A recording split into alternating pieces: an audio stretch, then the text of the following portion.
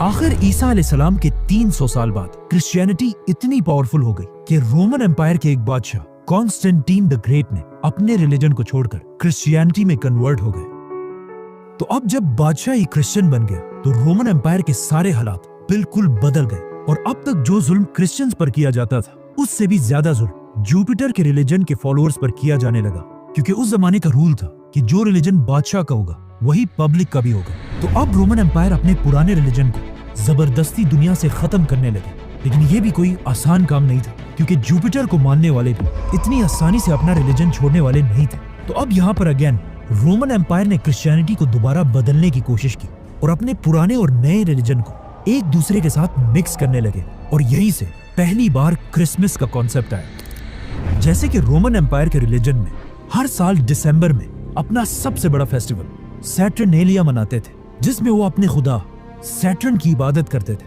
और उनके इस फेस्टिवल में एक चीज सबसे इंपॉर्टेंट थी, पाइन ट्रीज, क्योंकि दिसंबर में यूरोप की सर्दी की वजह से सारे दरख्त बिल्कुल सूख जाते थे और सिर्फ पाइन ट्री अपनी जगह पर मजबूती से खड़ी रहती थी, जिसे वो एक बहुत ही होली चीज समझते थे। और हर फेस्टिवल में इसी दरख्त के एक शाख को अपने घर में लाकर सजाते थे। तो अब रोमन एम्पायर ने अपनी पूरी सल्तनत को एक रिलीजन में जमा करने के लिए अपने पुराने रिलीजन से फेस्टिवल्स उठाए और अपने नए रिलीजन से जीसस क्राइस्ट और इन दोनों को मिला दिया और कहा कि जीसस क्राइस्ट दिसंबर के महीने के आखिर में पैदा हुए थे। और सारे क्रिश्चियंस को हुक्म दिया कि इस दिन को 25 दिसंबर को बिल्कुल पुराने रिलीजन की तरह जीसस क्राइस्ट की बर्थडे मानकर सेलिब्रेट किया जाए। और इसी तरह इन दोनों रिलीजन्स को मर्ज करने के बाद अब पूरी रोमन एम्पायर क्रिश्चियनिटी में कन्वर्ट हो गई। लेकिन आज दुनिया का कोई मुसलमान भी इस दिन को सही नहीं मानता और कुरान में भी